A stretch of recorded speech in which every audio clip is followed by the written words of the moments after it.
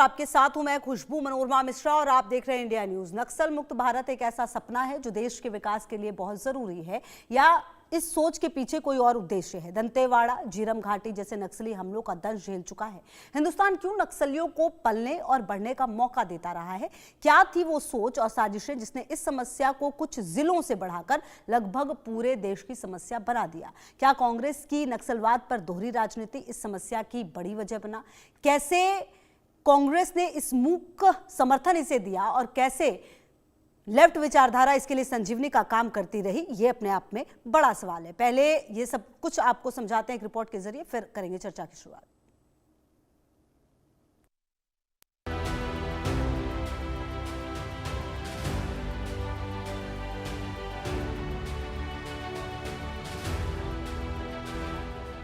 साल 2009 प्रधानमंत्री मनमोहन सिंह ने कहा कि नक्सलवाद भारत की सबसे बड़ी आंतरिक सुरक्षा चुनौती, लेकिन इसके ठीक विपरीत उसी सरकार के दौरान कई निर्णय ऐसे लिए गए जिन्होंने सुरक्षा एजेंसियों की रणनीति को बार बार कमजोर किया है। सोनिया गांधी के नेतृत्व वाली नेशनल एडवाइजरी काउंसिल यानी NAC एक तरह से सरकार के ऊपर एक सुप्रा कैबिनेट की तरह काम कर रही थी।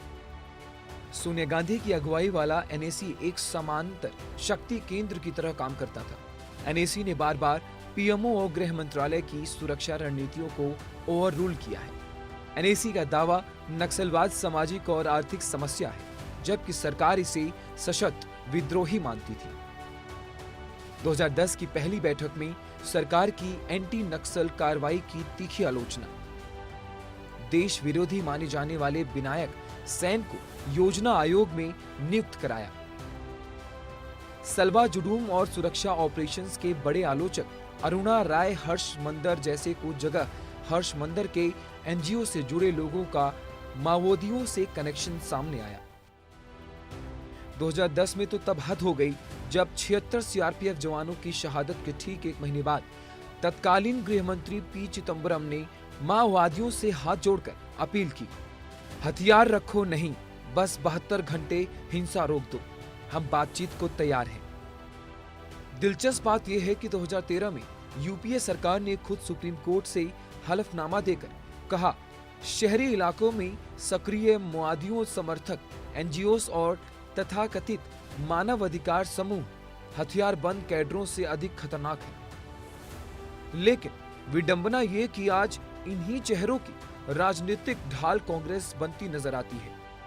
2005 में कांग्रेस नेता महेंद्र कर्मा ने सलवा जुडूम की शुरुआत की थी आदिवासियों की आत्मरक्षा के लिए, लेकिन 2011 में सुप्रीम कोर्ट में एक याचिका जाती है जिसमें शामिल थे कई कांग्रेस समर्थक, बुद्धिजीवी, और कोर्ट इस जन आंदोलन को खत्म कर देता है। 2013 में माओवादियों ने झीरम घाटी में महेंद्र कर्मा समेत 30 कांग्रेस नेताओं की हत्या कर दी। कई ऐसे चेहरे जिन पर माओवादियों नेटवर्क से जुड़ने के आरोप लगे, वीरवरा राव, वर्नर गोस्वालिन्स, अरुण फेरेरा, गौतम नवलखा, सुधा भारद्वाज, इन सब कांग्रेस नेताओं ने बार बार सामाजिक कार्यकर्ता बताकर बचाव किया। कुछ मामलों में कांग्रेस सांसदों ने रिहाई तक की मांग कर डाली। कांग्रेस के वरिष्ठ नेता कभी ऑपरेशन ग्रीन हंट को अहंकार पूर्वक बताते हैं, तो कभी नक्सलियों को क्रांतिकारी कह देते हैं। और 2025 में जब देश के सबसे खूंखार माओवादियों कमांडर मधवी हिड़मा को सुरक्षा बलों ने मार गिराया, तो कांग्रेस नेता ने इसे फर्जी एनकाउंटर बताकर सम्मान की बात कह दी थी। लेकिन तस्वीर अब बदल चुकी है। 2010 में देश के 180 जिले नक्सल प्रभावित थे। 2025 में यह संख्या घटकर 11 रह गई है। नक्सली हिंसा 81% तक घट चुकी है। मौतों में 85% की कमी है। 18,000 वर्ग किलोमीटर का रेड कॉरिडोर सिमट कर 4,200 वर्ग किलोमीटर हो चुका है और सरकार का लक्ष्य है 31 मार्च 2026 तक पूरा नक्सलवाद खत्म करना। आप खुद ही सोचिए, नक्सलवाद की समस्या क्यों बड़ी हुई है और उसके पीछे कौन कौन है।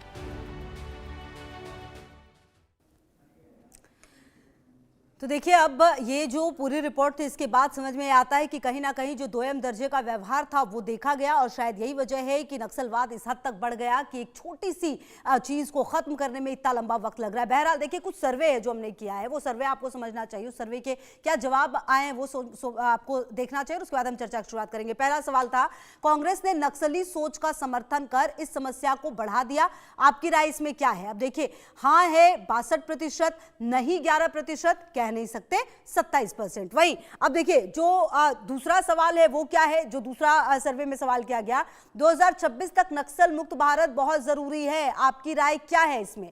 नक्सली विकास नहीं होने दे रहे हैं, 15% लोग मानते हैं। हाँ, मतलब नक्सलवाद को पूरी तरह से खत्म करना जरूरी है, ये 78% लोग मानते हैं।